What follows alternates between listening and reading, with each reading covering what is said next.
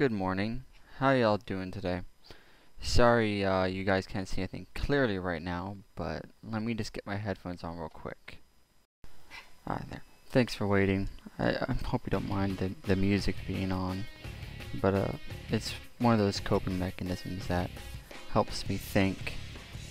You know, my daily life, I can get very lost, confused. I guess this is part of what they call being ADD.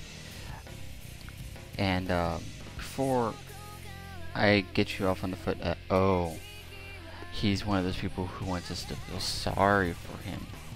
I want to state for a fact that there's a difference between the social perception of what it means to be ADD and actually to be ADD. In my life, I may sometimes sound like I'm trying to say, well, I'm sorry I did this, or I'm sorry I do that, and that's just my way of talking. But overall, I'm trying to say I apologize for my actions. I should have had a better sense of what I did wrong, and I'll do it better next time. I have that sort of mentality that if anyone could fix anything that ever goes on wrong in my life, it's me. And so whenever something could possibly go wrong, I'll probably just accept it as my fault that it went wrong. I don't know if I really ever accept things that go right. I don't know. When you grow up with everyone saying you should try harder, you should try harder, you should try harder, you tend to think you never try hard enough. And I read that happens to a lot of people with ADD in the books I've read.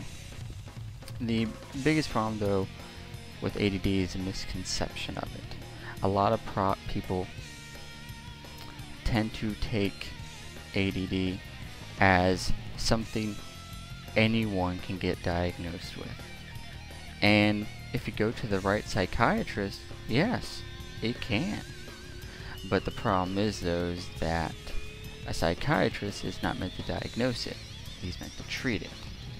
And if you go to a psychiatrist to do that, he'll just give you medicine saying, yeah, we're going to just run off a little checklist here. Do you have trouble focusing? Okay, good. Do you have trouble getting stuff turned in on time? Okay, yeah, that sounds just about right. Do you ever, like, misplace things, lose things at all? And, oh great, really? Wonderful. Well, I think I can give you some medication for this disability. I'm very sorry you have ADD.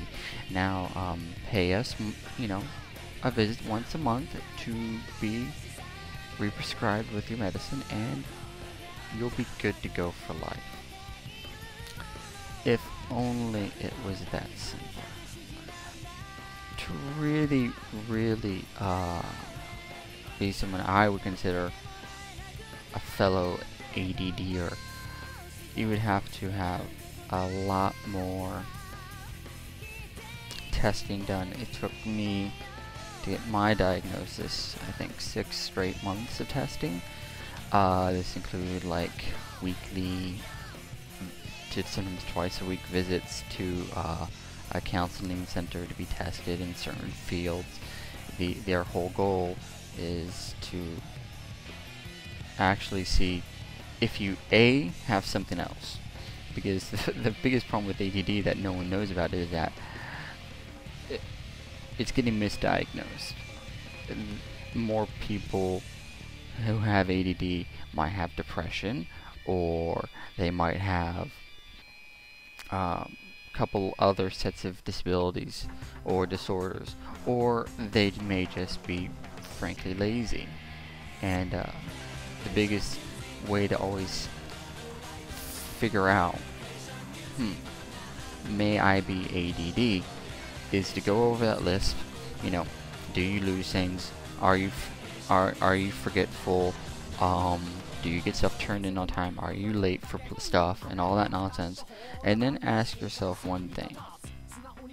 When you go through your life and you hear someone say hi, and you turn around, and almost every time you cannot remember what you are going to do, and it takes you 30 to 40, maybe even a minute, sometimes you just give up altogether to figure out what you're gonna do or what you were doing. If it's like that every day, then you just might be ADD. The biggest problem, as I said, was just always that people misconstrue it into so many other different things, and because anyone can, you know, lose their keys or forget something, the aspect of saying I forgot has turned into, well, you're just using it as an excuse. They often, again, more likely case for someone who's ADD is they don't want it for an excuse. Heck, I don't want it at all. It's just something that you have to live with. I'm not saying that it's all bad. It has its good points too. You know, I can think up 101 different things on the fly. The problem will usually be that if I grab a pen and paper, you know, after I thought these things, they're gone. Or altered, or a little bit misplaced. And things change so quickly and rapidly in our minds that we're not always certain what we're thinking about. And again, it's not a problem, it's just the way we are. And that's the one other thing. We don't look at it as a problem. We look at it as a way of living, a way of trying to live, and not so much a get out of jail free card, though it turns out that some people seem to think that. A lot of times we're just asking for people to respect and understand that we're trying to balance two different ways of living, the way of living that society holds us under, and that's the